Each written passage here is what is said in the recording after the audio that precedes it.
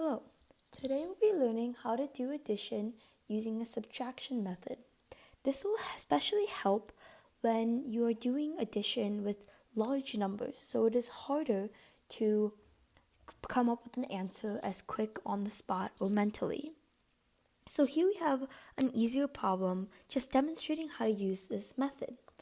So we have 8 plus 12, and to begin, we write 8 as 10 minus 2. So we look to the nearest tenth or the nearest multiple of 10 and we see how far it is from it. So we have 8 equals 10 minus 2 and 12 equals 10 plus 2. And so when we combine these two together, it'd be 10 minus 2 plus 10 plus 2. And if we kind of rearrange this, we get 10 plus 10 minus 2 plus 2. Then we can see here that negative 2 and 2 cancel out to make 0. And so we just need to do 10 plus 10, which is easy because they both end in 0. It's a multiple of 10, and then we get 20. Let's move on to a little bit of a harder problem. We have 58 plus 63. And again, looking to the nearest multiple of 10, we know that 58 equals 60 minus 2, and 63 equals 60 plus 3. And when we combine these together, we get 60 minus 2 plus 60 plus 3. And if we do some rearranging, 60 plus 60, put them together, minus 2 plus 3. And here it's much simpler to do minus 2 plus 3, and we get 1.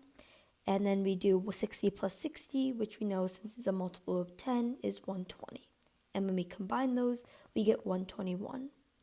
And you can see here that especially for these larger numbers, these 2-digit numbers, 3-digit numbers, even larger numbers, it's hard to just kind of line them up and just do the entire addition. Instead, splitting them up into kind of how they're relative to the nearest multiple of 10 allows this addition to simplify because you combine the two multiples of 10 and then you can combine these two smaller numbers to get your final sum. So let's do one final problem. Here we have 113 plus 77. And again, looking to the nearest multiple of 10, 113 can be 110 plus 3 plus 80 minus 3. And if we group these 10s together, we have 110 plus 80 plus 3 minus 3. And here we can see that these two cancel out and get 0. And 110 plus 80 equals 190. So our final answer is 90. One more practice question. Let's do 135 plus 74. And here, for looking at the nearest multiple of 10, obviously 135 is in the middle between 130 and 140.